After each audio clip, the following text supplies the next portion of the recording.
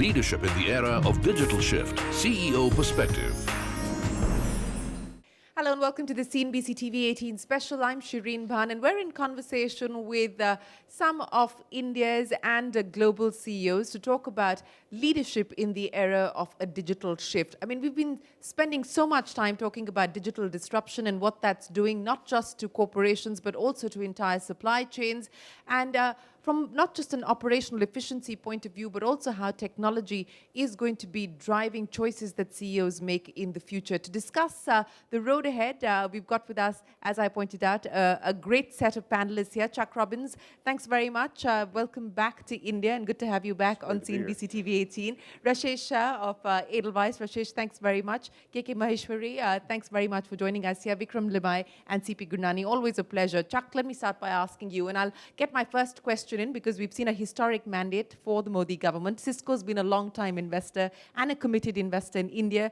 Your aspiration for India when we last spoke was Cisco's global revenues being driven by India, and the target is between 5 to 10% in the next few years. Where do things currently stand? And on the back of what you're seeing in India, what does the future look like? We are very excited about what's happening in India. It's rare that you get a combination of great leadership, consistent leadership, a la the elections that we just saw, huge growth opportunity, democracy, and the belief in the power of technology and how important technology is to everything that India is trying to accomplish in the future. And so we believe that this is perhaps the most critical market for us on a global basis right now. Outside of obviously the U.S. is always going to be important. But as far as secondary markets, this is our largest employment base outside the United States. It's the place where we've made the most investments. And we believe that based on the execution of our teams over the last few years, we continue to see very solid growth. And I think we'll see it for the foreseeable future. You know, speaking of growth, and I was just looking at the IDC data, across the segments that you operate in India, it's been a strong growth for Cisco. And you continue to be in a leadership position, whether it's the routers market and in the networking space in general.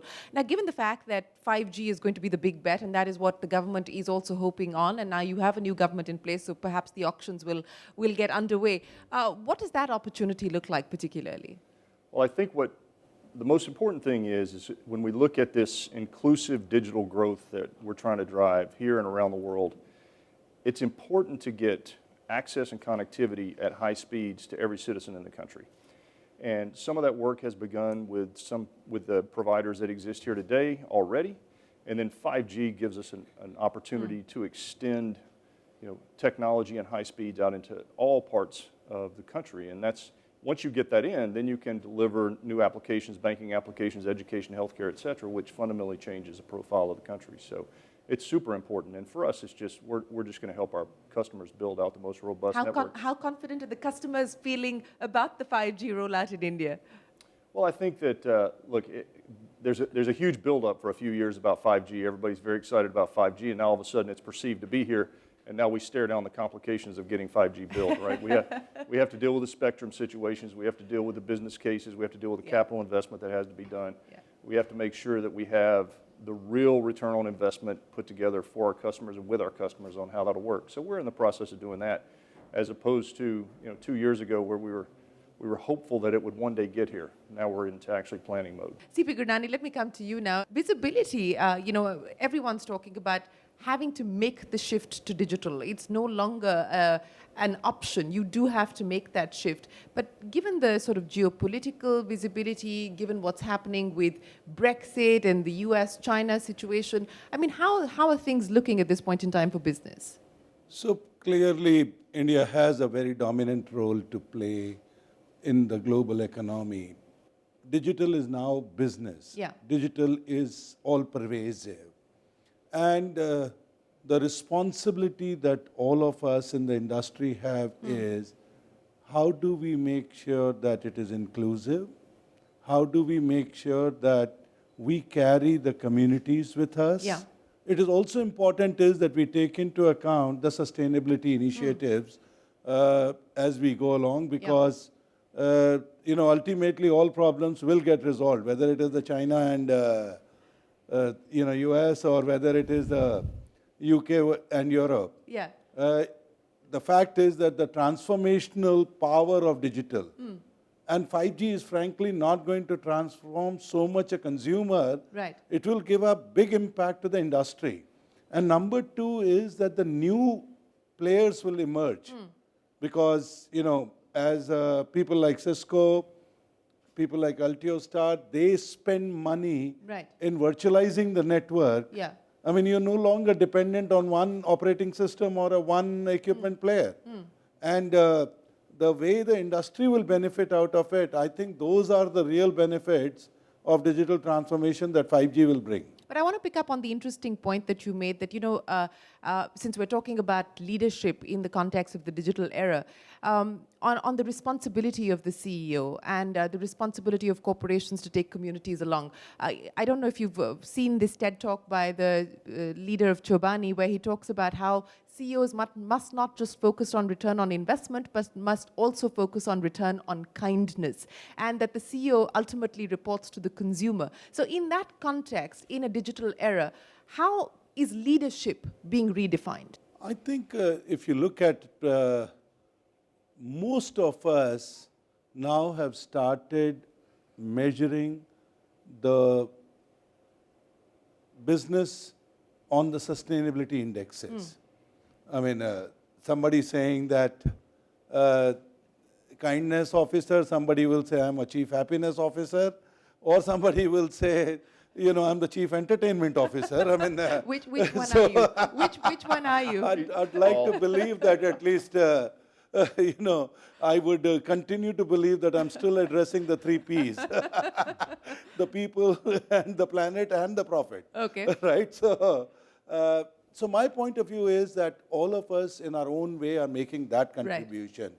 And frankly, digital only helps us. As you look at your business plan today, and digital is not an option, as Mr. Gurnani said, it is in a sense driving the business today.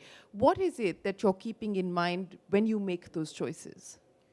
So it's important to recognize that the National Stock Exchange is effectively a technology business. Okay, so we're about technology and risk management. We have a dual role as a frontline regulator, and then we have a business role in order to make sure that we provide the most efficient platform and that we monitor the markets and make sure that the markets develop in a disciplined way. So I certainly view ourselves as a technology business. And at the core of it is cutting edge technology that we have to deploy. It's not a very well known fact, but the National Stock Exchange is in fact the second largest exchange in the world in terms of trading volumes.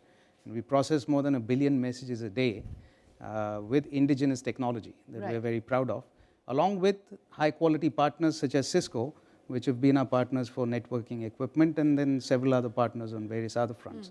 So I think for us, digital and technology is core in terms of not only how we operate internally, but how we interface with the external environment, because we have to provide the most efficient platform in terms of throughput at the lowest latency. That's what we're supposed to do. And obviously regulate the markets and make sure that market development happens in a disciplined way, so that from a long-term perspective, we have trust in markets established and strengthened. So that frankly, from a technology perspective, there is a lot to do, not only in terms of how we facilitate trading and how we facilitate market development, but also regulation, surveillance. There are a whole host of issues that technology is key in terms of what we do. So on the to-do list, and you brought up 2 of those crucial aspects, regulation, surveillance, etc. On the to-do list, what are the top 5 priorities at this point in time, especially as we look at the Indian markets maturing even further, as we expect volumes to pick up even further, and from a regulatory perspective, things like data localization and so on and so forth, does that cause any sort of a concern? So you've asked for 5. I would say number 1, 2, and 3 are market development. Because I certainly believe that if we don't get market development right over the next couple of years, I don't believe we'll be able to grow at 9-10% growth rates based on the way we are architectured today with over-dependence on bank financing. We have to have alternate sources of capital. We have to facilitate more capital raising in the primary markets, more liquidity in the secondary markets, etc. So market development has to be priority for everyone. And obviously, we sit in the middle of all of it in terms of facilitating that with the government and with regulators. So that is certainly a very important priority for us.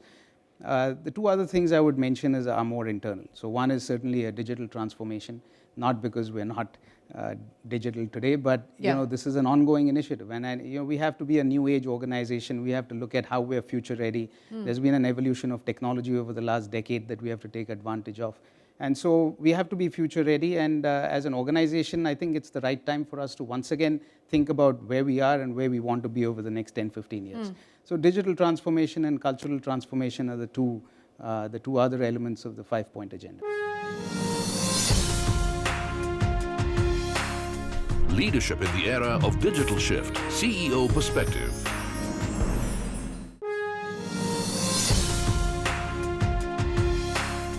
Leadership in the era of digital shift. CEO Perspective. Rashesh, from an industry perspective for the financial services sector, how crucial is this shift, and what does it mean now over the next 5 to 10 years, specifically from the Indian perspective? Everyone has spoken so much about the opportunity, unlocking of India's digital economy and what that could mean in terms of the multiplier impact on the GDP. But specifically for the financial services sector, how do you see this playing out? True. It's actually, I think, one of the most important agenda items for the next, not just 5-10 years, I think for the next 20 years. Because as you see, in India and actually all over the world, a lot of financial services was about capital and people. And now everybody is convinced that it is capital, people, and technology. Because as you see, India, we have a lot of household savings. India saves a lot. And we have a huge amount of investment required. And any financial service, whether it's a stock exchange, whether it's a asset management firm, insurance firm, you sit in the middle in what is called intermediation.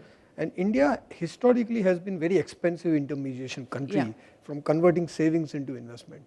I think with technology, we are now seeing opportunities to really bring that cost down, and we have done that in other parts. Like India data cost is low. With UPI now we are bringing it down transfer. So slowly and steadily, technology is going to bring intermediation costs down significantly, and it's actually very good for India because India is at the stage of development where maybe China was 25 years ago, other Asian countries were 40 years ago, US was 80 years ago. But fortunately for us, the cost of development because of technology is the lowest it is now. So we will get our development done in a very low cost effective manner and get it done a lot faster. And it applies in financial services as much. So, 10 years ago it was, the business would decide something and technology would implement it. Now business and technology is the same. It's not an outsourcing arm of business. It is business now. Yeah, absolutely. That convergence is absolutely essential and necessary. Mr. Maheshwari, give us a sense of what's happening in, across the sort of not new age businesses and how the traditional businesses are making the shift to a digital era.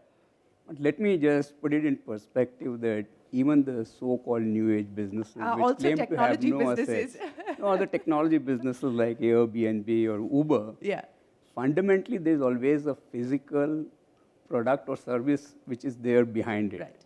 What the technology platform is allowing them to do is to render that service far more cost effectively and with speed. And I think it's the same. We, in brick and mortar business, tend to own the assets instead of using others' assets. And it provides the same opportunity of making a fantastic use of those assets in a much more cost-effective manner. Also, the biggest change, again, we are also leveraging that, maybe not as effectively as the Airbnb guys might have done, is reaching out to your customers far more effectively. Let me give you an example. Ours is a very unique business wherein every time I have to search for a new customer because people build house once in a lifetime, maybe twice. So in India, we have, let's say, typically about 10 million target customers, of whom about 2 million odd come to us. Now, how do and they have a lot of anxiety, first time work being done in their life, will I get the quality work done, will it get completed in time, will I get it in the cost? All those host of anxieties, and we have traditionally been very effective at rendering technical services. And we have a large number of people going onto the field and explaining it to people, giving them that comfort and confidence. Now with technology, we've been able to put out like Baat Ghar Ki videos, right, which very subtly explain to them at each stage of construction. It's not like one said all if Yeah. he wants to do Yeah. in one go everything, or at each stage, what are the problems he is likely to encounter, Right. and how can he overcome them. So now this opens up an area of our cooperating with a large number of customers at one go effectively. We have got out now on our platform, like we can help him do a complete costing. Okay. We're now thinking of how do we take it to an advanced level where maybe we can even tell him how he can play around with the, way he's going to construct his Okay. house for now or for future. So Okay. these are all opportunities which are being leveraged by us, both for customer external facing. And again, in our business, I think very many people may not know. For example, last year we moved over 70 million tons. We had over 3 million truck movements, 10,000 railway rakes movement, and 1,000 ship movement, just to reach this out to our customers. Now, I have 50 plants spread all over the country, 75,000 dealer retailers in 30,000 locations. Now, you can imagine the complexity in terms Absolutely. of network optimization and making sure that in real time I'm able to service all the customers effectively. Yeah.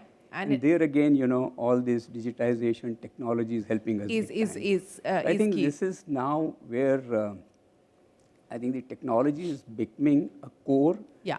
In the sense that how can we reach our customers more effectively and also improve our internal processes to become far more efficient. Absolutely. Chuck, let me ask you, for a company like yours, and Cisco has been a serial purchaser, you've gone out and done M&A year after year to acquire capabilities that you may not necessarily have had. As you look out at the field today, what is it that excites you from an M&A perspective and a technology perspective?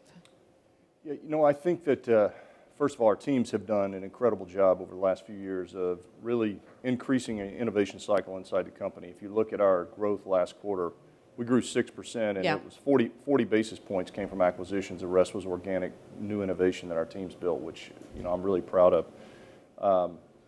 However, we still look for those strategic assets that either give us more capability in markets that we already exist in, think cybersecurity, anything that we can bring into that space, or help get us into adjacent markets that are close and complemented by what we do today. So AppDynamics that we bought a couple of years ago was a great example of that. And so we look at all those opportunities, as well as we look at deep partnerships like those that we built with Apple and Google and Amazon, Microsoft, et cetera. So do you believe that deepening these collaborations is going to be an imperative aspect that CEOs will have to focus on for the future? I do. I think that, look, technology is moving so fast, and it's amazing to hear my colleagues who are in different industries talking about the importance of technology, and they're speaking about technology That's the good way... news for you, isn't it? Well, they're saying what I was saying 2 years ago, they're like... and so the reality is that our customers need us to move faster than we are today, and they need us to move and help them create business outcomes, right?